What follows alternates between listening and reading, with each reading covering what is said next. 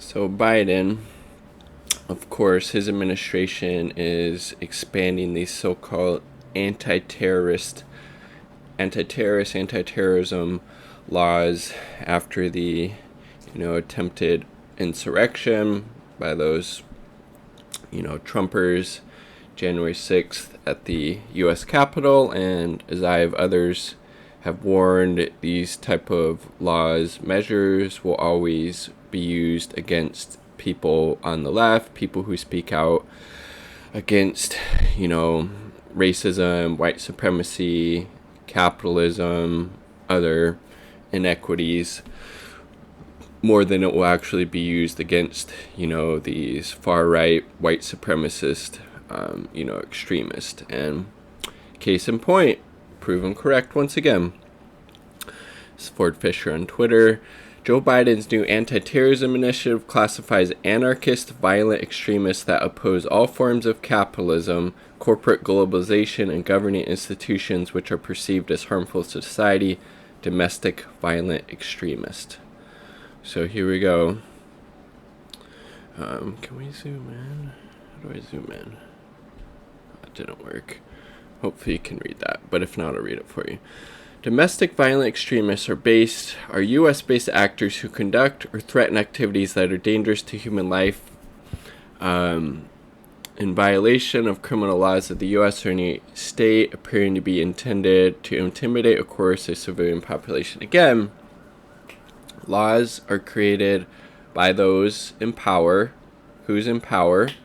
Politicians who almost without question are beholden to the capitalist class. So again, laws for the most part are just tools for social control, and those in power get to dictate what that looks like. Let's see, and influence the policy of a government by intimidation or coercion, or affect the conduct of a government by mass destruction, assassination, or kidnapping as positions. Political activism,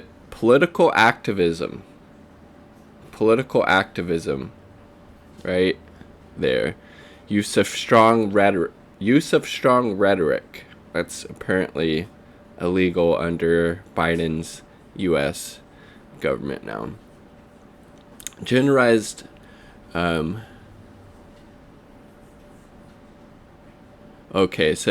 my mistake. Mere advocacy of political or social positions, political activism, use of strong rhetoric, or generalized philosophical embrace of violent tactics may not constitute violent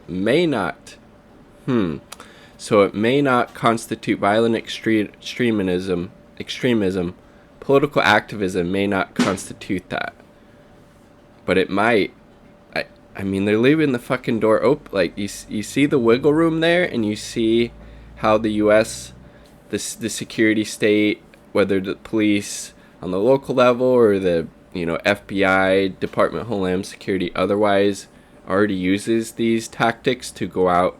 I mean, the fucking, was it the FBI was targeting Black Lives Matter people within that movement? You don't think this shit is going to be used against people protesting police violence, protesting inequality that results from capitalism? Of course it fucking is. You give the U.S. government, which is completely corrupt, completely bought and paid for by the capitalist class, completely beholden to protecting and upholding white supremacy, these powers to go after people fighting against that. Of course it's going to be used against it. Don't be a fucking rube. Maybe it may be constitutionally protected to use political activism, strong rhetoric. It may be protected. Again, this isn't under Trump.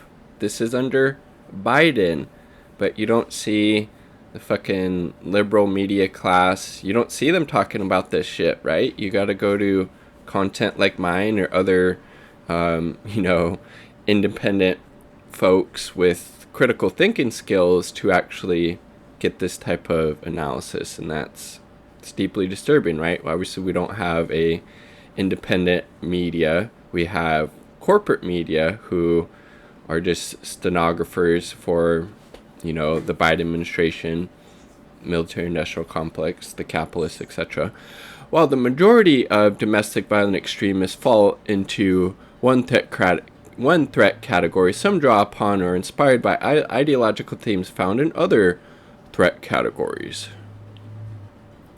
I mean, Jesus Christ, if this doesn't concern you, what the fuck is wrong? Seriously. Yeah.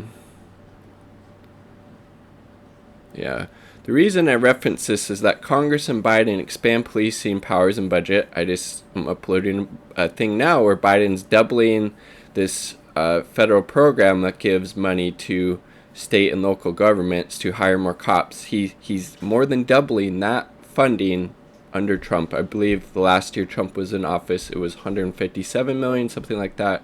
Biden wants 388 million. And then you're giving more powers to the police and security state, which is already massive and gargantuan in the US. We live in a police and surveillance state. The media framing largely pertains to right-wing extremism. Biden is also making no secret of the fact that his administration puts the anti-fascist movement officially in the same boat. Pretty telling, right? Look at this. By the same token, Biden is apparently concerned about both pro-life and pro-choice domestic violent extremists. What in the fuck?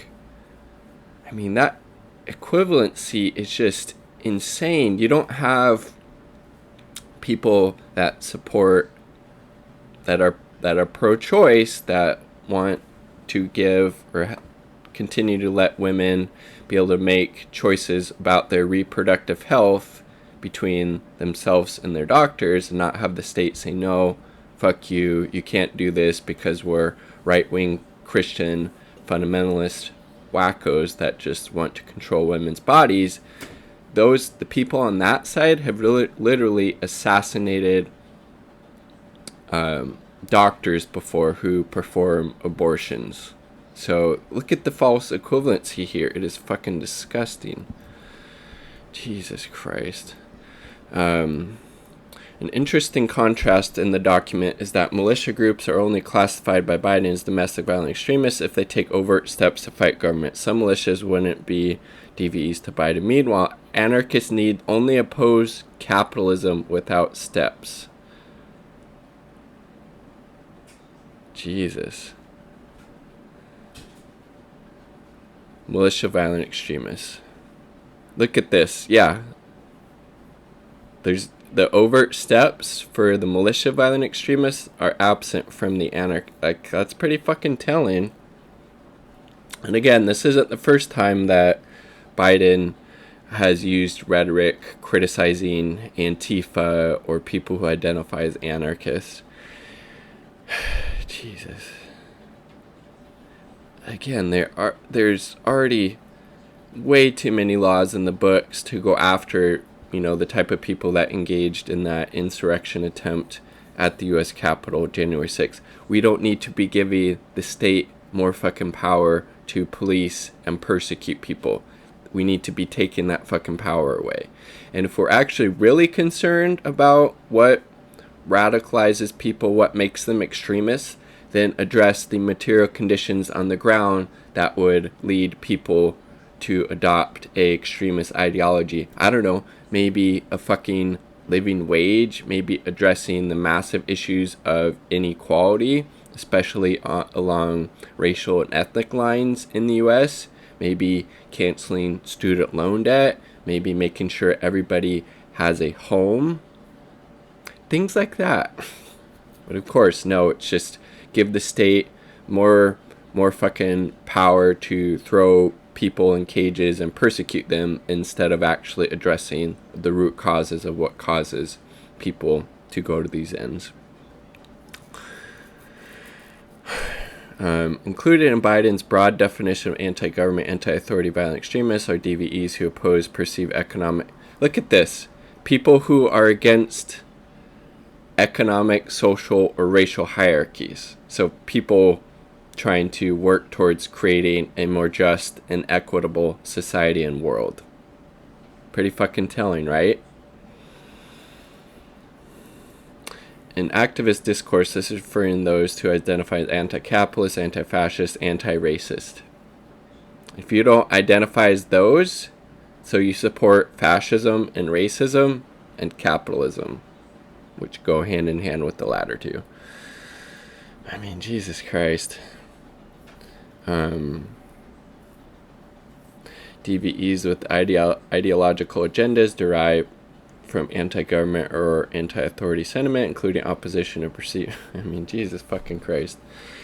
And yes, does the document just talk about precedes DVEs who demonstrate the ideology? Yeah. That, yes, and as I said, that said, the surveillance state obviously doesn't only investigate, monitor once individuals become violent. Again, the FBI was investigating fucking people involved in the Black Lives Matter movement. They were like infiltrating that movement, surveilling them. People fighting for racial justice, people fighting so cops don't indiscriminately continue to murder people of color. Me. DVEs who oppose all forms of capitalism, corporate globalization, and government institutions which are perceived as harmful to society. Oppose all forms of capitalism. Holy freaking shit. Where's the document? It's right there. Yes. The reason the U.S. exists is to protect rich people's money. Everything else is secondary. So this is, yeah, again, not surprising.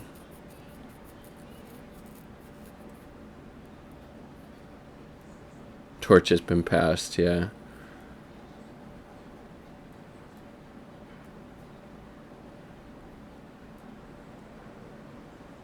And then this fucking, probably a fucking Biden supporter.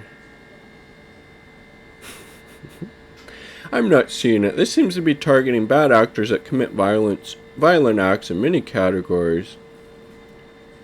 Yes. Pretty much all anti-capitalists are anti-fascist and anti-racist, but there's a variety of different ideologies within Marxist-Leninists and these distinctions are hardly made in our government, though.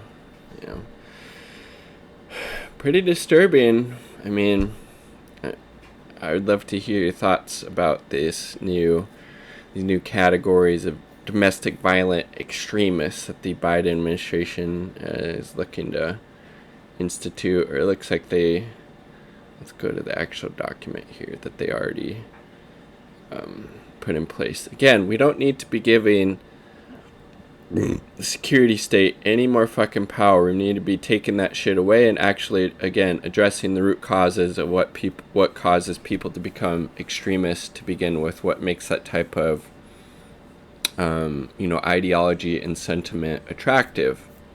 Improve people's lives, give them housing, give them health care, give them a living wage, give them access to mental health care, tuition-free college, etc. It's not fucking giving the state that already has an insane amount of power, surveillance, and otherwise. Office of the Director of DNI. This was fucking back in March, unclassified. Jesus Christ. In the homeland. Oh my god, just fucking ridiculous. Ridiculous. No more words. Like the video if you like the damn video. Subscribe for more content. All power to the people. Peace. Much love.